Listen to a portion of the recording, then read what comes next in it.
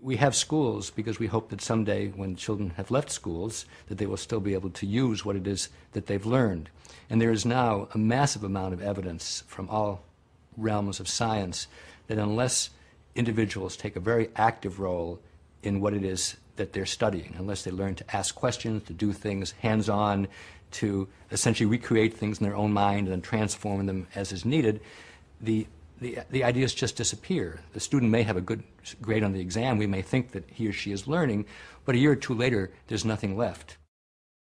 If, on the other hand, somebody has carried out an experiment himself or herself, analyzed the data, made a prediction and saw whether it came out correctly, if somebody is doing history and actually does some interviewing himself or herself, oral histories, then reads the documents, listens to it, go back and asks further questions, writes up a paper, that's the kind of thing that's going to adhere, where if you simply memorize a bunch of names and a bunch of facts and even a bunch of definitions, there's nothing to hold on to.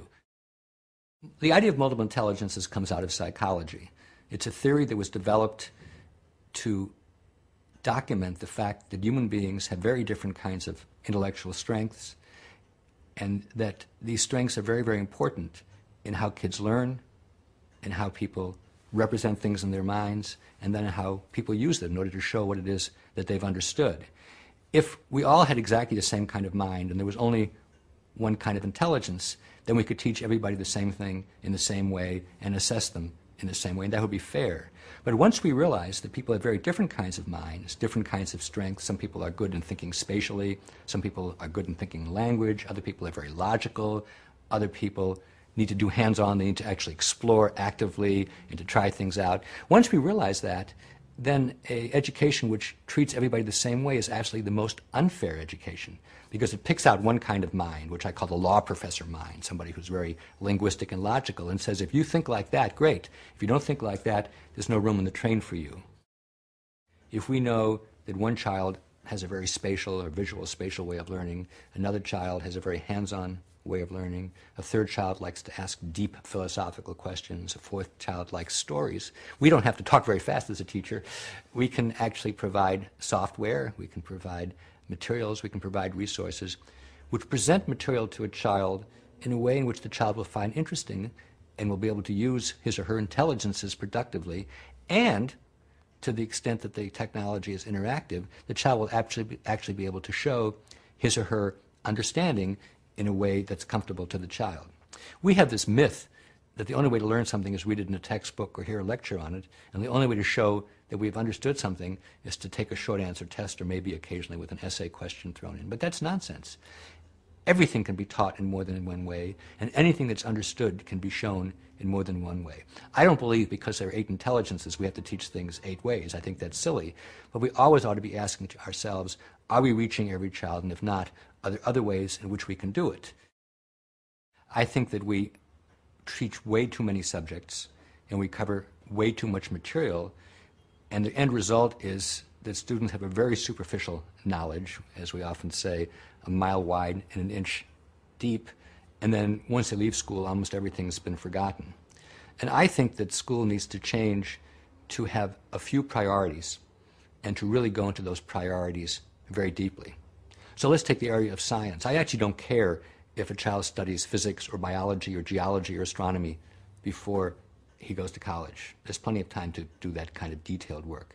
I think what's really important is to begin to learn to think scientifically, to understand what a hypothesis is, how to test it out and see whether it's working or not. If it's not working, how to revise your theory about things. That takes time. There's no way you can present that in a week or indeed even in a month. You have to learn about it from doing many different kinds of experiments, seeing when the results are like what you predicted, seeing when they're different, and so on. But if you really focus on science in that kind of way, by the time you go to college, or if you don't go to college, by the time you go to workplace, you'll know the difference between a statement which is simply a matter of opinion or a prejudice and one for which there's solid evidence. The most important thing about assessment is knowing what it is that you should be able to do. And the best way for me to think about it is a child learning a sport or a child learning an art form. Because there it's completely unmysterious what you have to be a quarterback or a figure skater or a violin player. You see it, you try it out, you're coached, you know when you're getting better, you know how you're doing compared to other kids. In school, assessment is mystifying. Nobody knows what's going to be on the test, and when the test results go back, neither the teacher nor the student knows what to do. So what I favor is highlighting for kids from the day they walk into school, what are the performances and what are the exhibitions for which they're going to be accountable. Let's get real. Let's look at the kinds of things that we really value in the world. Let's be as explicit as we can.